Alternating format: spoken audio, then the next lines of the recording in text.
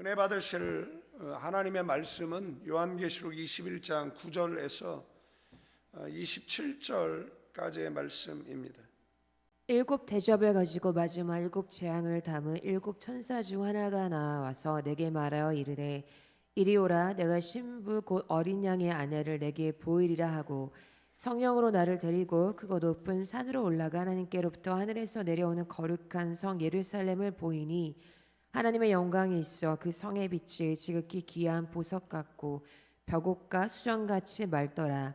크고 높은 성곽이 있고 12문이 있는데 문에 12천사가 있고 그 문들 위에 이름을 썼으니 이스라엘 자손 12지파의 이름들이라. 동쪽에 세 문, 북쪽에 세 문, 남쪽에 세 문, 서쪽에 세 문이니 그 성의 성곽에는 12기초석이 있고 그 위에는 어린 양의 12사도의 12이름이 있더라. 내게 말하는 자가 그 성과 그 문들과 성곽을 측량하려고 금 갈대자를 가졌더라. 그 성은 네모가 반듯하여 길이와 너비가 같은지라. 그 갈대자로 그 성을 측량하니 12,000 스타디온이요 길이와 너비와 높이가 같더라. 그 성곽을 측량함에 144 규빗이니 사람의 측량 곧 천사의 측량이라. 그 성곽은 벽옥으로 쌓였고 그 성은 정금인데 맑은 유리 같더라. 그 성의 성곽의 기초석은 각색 보석으로 꾸몄는데 첫째 기초석은 벽옥이요 둘째는 남보석이요 셋째는 옥수요 넷째는 녹보석이요 다섯째는 홍마노요 여섯째는 홍보석이요 일곱째는 황옥이요 여덟째는 노곡이요 아홉째는 담황옥이요 열째는 비취옥이요 열한째는 청옥이요 열두째는 자수정이라. 그 12문은 12진주니 각 문마다 한 개의 진주로 되어 있고 성의 길은 맑은 유리 같은 정금이더라. 성 안에서 내가 성전을 보지 못하였으니 이는 주 하나님 곧 전능하신 이와 및 어린 양이 그 성전이심이라. 그 성은 해나 달의 비침이 쓸데없으니 이는 하나님의 영광이 비치고 어린 양이 그 등불이 되심이라. 만국이 그 빛 가운데로 다니고 땅의 왕들이 자기 영광을 가지고 그리로 들어가리라. 낮에 성문들을 도무지 닫지 아니하리니 거기에는 밤이 없음이라. 사람들이 만국의 영광과 존귀를 가지고 그리로 들어가겠고 무엇이든지 속된 것이나 가증한 일 또는 거짓말하는 자는 결코 그리로 들어가지 못하되 오직 어린 양의 생명책에 기록된 자들만 들어가리라. 아멘. 요한계시록 21장 앞부분에서 새하늘과 그리고 새 땅 그리고 하나님께서 자기 백성과 함께 거하시는 영원한 나라가 선포되었습니다. 그리고 오늘 본문 9절에서 22절까지는 그 나라를 좀 더 가까이 그리고 좀 더 구체적으로 보여주고 있습니다. 마치 멀리서 도시의 윤곽을 보다가 이제 가까이 다가가서 그 구조와 빛과 아름다움 그리고 본질을 자세히 보게 되는 것과 같습니다. 특별히 오늘 본문은 단순히 천국이 좋다 이런 정도를 말하는 것이 아니라 하나님께서 예비하신 구원의 완성이 얼마나 영광스럽고 얼마나 안전하고 얼마나 거룩한가를 보여주고 있다라는 것. 반대로 이 세상 성경이 바벨론으로 묘사하고 있는 이 바벨론의 화려함이 얼마나 헛된 것으로 드러난다라는 것. 앞장에서 이 큰 음료 바벨론이 멸망하는 장면을 보여주신 하나님께서 이제는 참된 신부 곧 어린 양의 아내를 보여주신다라는 것. 그렇기 때문에 오늘 본문은 한마디로 말하면 무너질 세상 그 도성과 영원한 하나님의 도성은 전혀 다르다라는 그러한 선언이라는 것. 오늘 말씀을 통해 하나님께서 우리에게 보여주시는 그 새 예루살렘의 세 가지 특징을 좀 살펴보면 먼저 9절에서 11절 말씀 그 가운데 이제 9절 말씀을 보면 7 대접을 가졌던 천사 중 하나가 요한에게 와서 말하기를 이리 오라 내가 신부 곧 어린 양의 아내를 너에게 보이리라.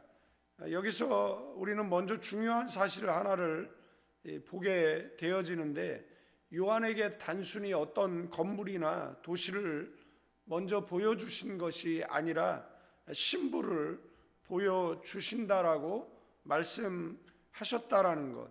그런데 10절에 가보니까 그 신부가 그 거룩한 성 예루살렘으로 나타난다라는 것.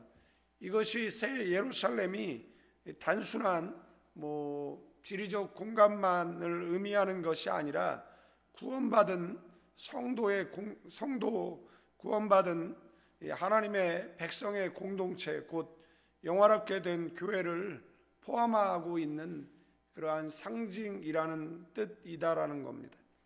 사도 바울도 고린도후서 11장에서 교회를 정결한 처녀로 표현했고 예배소서 5장에서 교회와 그리스도의 관계를 남편과 아내의 관계로 설명을 했어요. 그래서 어린 양의 아내라는 표현은 예수님께서 자기 피로 사시고 그리고 끝까지 사랑하신 백성, 그 구원받은 교회를 가리키는 것이다라는 것. 그리고 10절을 보시면 이 성은 하나님께로부터 하늘에서 내려오는 성이라고 한다라는 것. 이 말이 아주 중요한데 왜냐하면 이 성은 사람이 벽돌로 쌓아 만든 성이 아니라는 것입니다. 예수님 부활 승천하시기 전 제자들에게 처소를 예비하러 가신다라고 말씀하셨던 말씀이 그 성취가 여기에 기록되어져 있다라는 것. 인간의 문명 그리고 인간의 업적, 인간의 노력으로 완성된 도시가 아니라는 것. 하나님께서 친히 예비하신 성이다라는 것. 히브리서 10장 11장 10절 말씀에 아브라함이 하나님이 계획하시고 지으실 터가 있는 성을 바라보았다라고 말하고 있습니다. 그렇기 때문에 새 예루살렘은 인간의 작품이 아니라 하나님의 작품이라는 것. 세상 도시는 사람이 만들어요. 그래서 화려하지만 죄가 스며 있고 높아 보이지만 언젠가는 무너질 수밖에 없다라는 것. 그러나 새 예루살렘은 하나님이 만드셨고 그래서 흔들리지 않고 더럽혀지지 않고 영원할 수밖에 없다라는 것. 요한이 그 성을 바라본 첫 인상은 11절에 나와 있는데 하나님의 영광이 있어 그 성의 빛이 지극히 귀한 보석 같고 벽옥과 수정같이 맑더라. 여기에 영광은 단순히 반짝이는 그런 반짝인다라는 말이 아니라 성경에서 하나님의 영광 곧 그 하나님의 임재, 하나님의 실제로 거기 계시다라는 표시라는 것입니다. 그리고 벽옥 수정처럼 맑다라는 것은 그 성의 더러움이나 혼탁이 전혀 없는 완전히 거룩하고 투명한 상태를 보여준다라는 것. 그리고 여기에 사용되어진 이 카이노스라는 단어인데 시간적으로 새롭다라는 뜻보다는 질적으로 새롭다라는 어제 본문 속에도 나오는 내용입니다.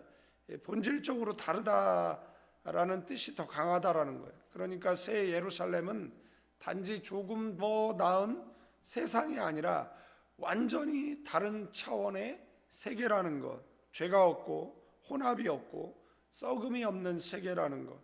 우리는 천국을 이 세상보다 조금 더 좋은 것 정도로 생각할 때가 있어요. 그런데 아니라는 겁니다. 새 예루살렘 성은 이 세상의 연장이 아니라는 것. 완전히 다른 질서라는 것. 예를 들어서 낡은 집을 조금 수리한 정도가 아니라는 것. 기초부터 구조까지 전혀 다른 새 집이라는 것. 하나님께서 자기 백성을 위해서 친히 지으신 영광의 집이라는 것. 그래서 우리가 첫 번째 붙들어야 할 사실은 우리의 구원은 인간의 성취가 아니라 하나님의 예비하심이라는 것. 성도가 자기가 올라가서 하나님의 나라를 쟁취하는 사람이 성도가 아니라는 것. 하나님께서 내려주신 은혜의 성에 들어가는 사람이 성도인 줄로 믿습니다. 12절에서 21절의 내용을 보면 이 예루살렘은 완전하고 그리고 안전하고 그리고 사도적 그 복음 위에 세워진 성이라고 밝히고 있습니다. 이제 요한은 그 성의 구조를 이제 12절서부터 설명하고 있는데, 크고 높은 성곽이 있고 12문이 있고 12천사가 있고 이스라엘 12지파의 이름이 적혀 있다라고 말하고 있어요. 그리고 14절에서 그 성곽의 12기초석 위에 어린 양의 12사도 이름이 있다라고 말하고 있습니다.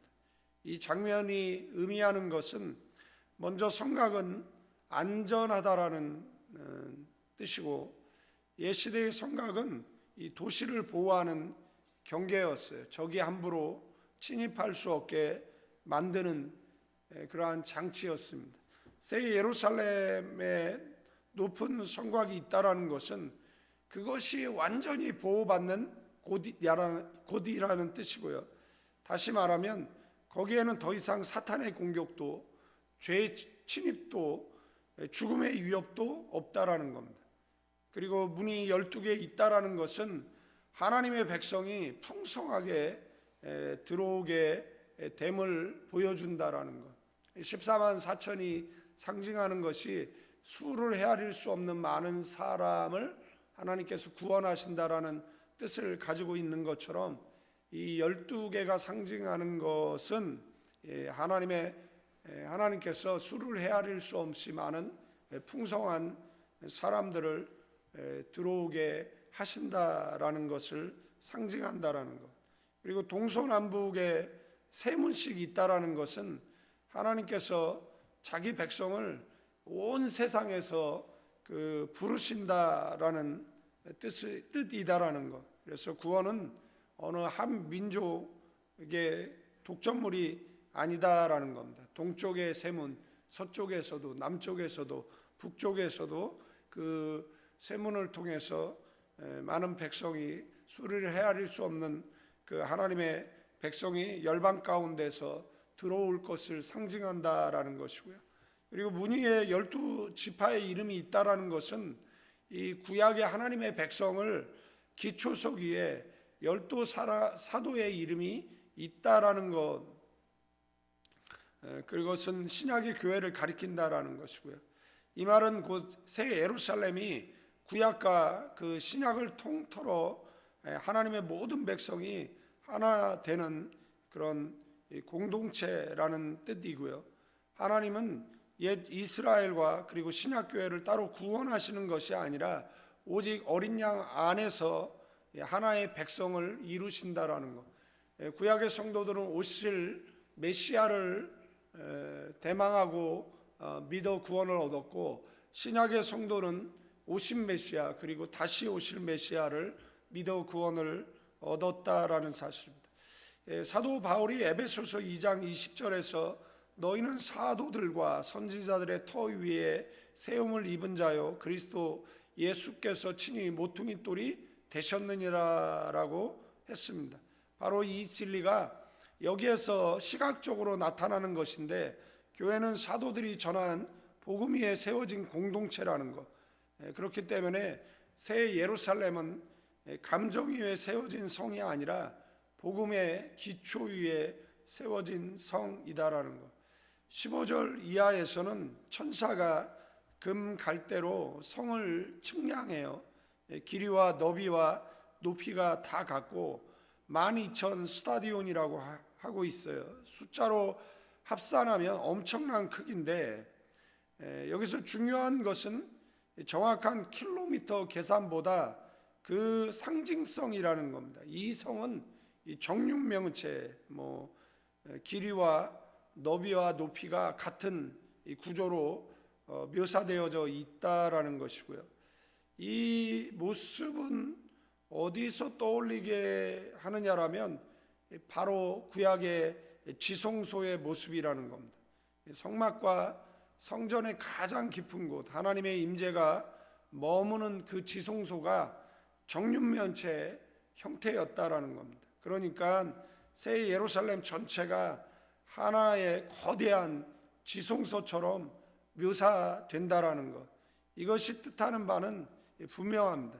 이제 하나님의 임재가 제한된 한 공간에만 머무는 것이 아니라 온 성 전체를 가득 채운다라는 것이에요. 또 성곽이 144 큐빗이라고 하는데 이것은 12의 제곱이에요. 12는 하나님의 백성의 완전수를 상징합니다. 그렇기 때문에 이 수치는 새 예루살렘이 완전하게 보호받는 공동체라는 점을 강조하고 있어요. 성경에 나오는 그러한 상징적인 숫자들은 요한계시록 1장을 시작하면서부터 계속 설명해 왔기 때문에 이 12가 그리고 상징하는 그러한 숫자의 의미에 대해서 따로 설명을 드릴 필요는 없을 것 같습니다. 18절 이하에는 그 성의 재질이 벽옥, 정금, 진주, 각색, 보석들로 묘사되어져 있는데 이 새벽 짧은 시간에 이 보석의 의미들을 다 설명하기는 어렵고, 이 보석들을 그 자세한 그런 그 현대적 그런 광물로 설명하기 식별하기도 쉽지 않습니다. 본문이 강조하는 것은 그 성이 인간의 말로 설명할 수 없을 정도로 아름답고 귀하고 영광스럽다라는 것, 인간의 언어로 표현할 수 없다라는 표현이 가장 정확한 표현이라고 생각이 됩니다. 성벽도 보석, 기초석도 보석, 문도 진주이고 길도 맑은 유리 같은 정금이에요. 이건 단순한 건축 재료의 설명이 아니라는 것, 하나님께서 자기 백성을 얼마나 귀하게 여기시는가를 보여주는 하나의 그림이라고 할 수 있습니다. 우리가 세상에서 때로 초라하게 보일 수 있지만 믿음을 지키다가 손해볼 수도 있습니다. 세상 눈에는 교회가 별것 아닌 것처럼 보일 수도 있습니다. 그러나 하나님이 보실 때 그의 백성은 진주 같고 보석 같고 정금 같은 존재라는 것. 예를 들어서 길가에 굴러다니는 돌은 아무도 귀하게 여기지 않습니다. 그러나 다이아몬드는 작은 것 하나도 금고에 넣는다라는 것. 한탄가 상류에 사금이 발견되나 보죠. 사람들이 그곳에 가서 사금을 채취하기 하는 그러한 영상들이 올라오는 것을 보면 왜 채취를 하죠? 가치가 있기 때문에 그렇습니다. 성도도 마찬가지인데, 성도는 세상은 성도를 하찮게 볼 수 있지만 하나님은 자기 백성을 새 예루살렘 보석처럼 귀하게 여기신다라는 것. 그래서 우리가 두 번째 붙들어야 할 사실은 하나님의 나라는 완전한 복음 위에 세워진 완전한 그리고 안전한 공동체라는 것. 거기에는 흔들림이 없고 침입이 없고 파괴가 없다라는 것.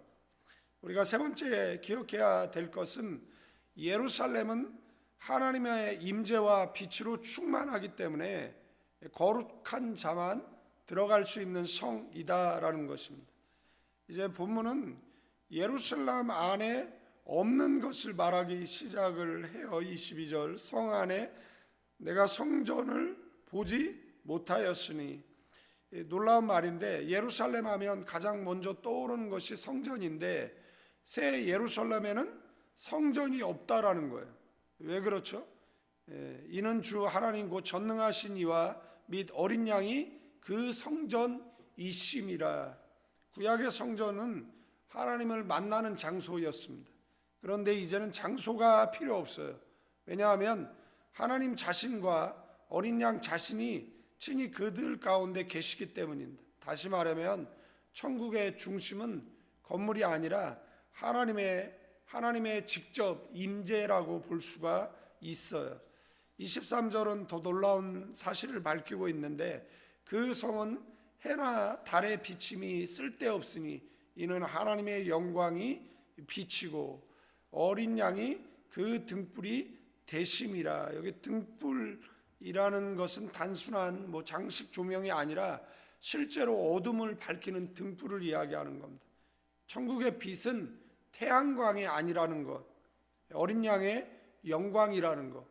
예수님께서 요한복음에서 나는 세상의 빛이라고 하신 말씀이 여기서 완전하게 이루어지게 된다라는 것. 25절에 밤이 없다라는 것은 시간표가 바뀌었다라는 정도가 아니라 성경에서 밤과 그 다음에 어둠이 상징하는 의미가 있어요. 두려움일 것이고 죄의 숨김, 위협을 상징하는 경우가 많은데 천국에는 밤이 없다라는 겁니다. 완전한 밝음, 완전한 안전, 완전한 개방성이에요.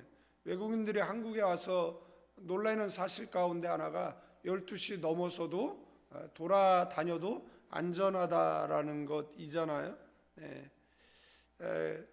그래서 성문도 닫지 않습니다. 적이 없기 때문에 그렇습니다. 왜 그렇죠? 두려움이 없기 때문에 그렇다라는 사실입니다. 27절에 아주 엄중한 경고로 마무리가 되는데 무엇이든지 속된 것이나 가증한 일 또는 거짓말하는 자는 결코 그리로 들어가지 못하되 어린 양의 생명책에 기록된 자들만 들어가리라. 여기서 속된 것은 단순히 세속적인 정도가 아니라 하나님 앞에 부정하고 더럽혀진 것을 뜻합니다. 가증한 일은 우상숭배, 배교, 도덕적 타락을 포함하는 말이고, 이 거짓말하는 자는 단순히 말실수 하는 사람이 아니라 진리를 버리고 거짓 편에 선자를 뜻한다라는 것. 천국은 아무나 들어가는 곳이 아니라는 것. 오직 어린 양의 생명책에 기록된 자들, 다시 말해서 예수 그리스도의 피로 씻음 받고 구속받은 자들만 들어간다라는 것. 이 말은 우리에게 아주 중요한 교훈을 주는데 천국의 출입증은 선행 몇 가지가 아니라는 것, 종교 경력도 아니라는 것, 교회의 직분도 아니라는 것, 어린 양의 생명책이라는 것, 다시 말해서 예수 그리스도의 구속에 속한 자인가 아닌가 결정된다라는 것.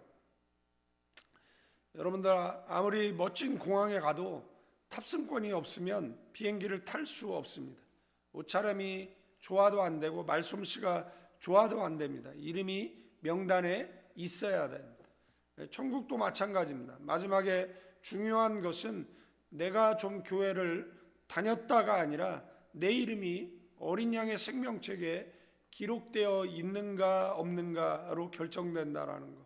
그래서 세 번째 우리가 붙들어야 할 사실은 천국의 본질은 하나님의 임재와 어린 양의 빛이라는 것, 거룩한 자만 들어가는 완전한 나라라는 것입니다.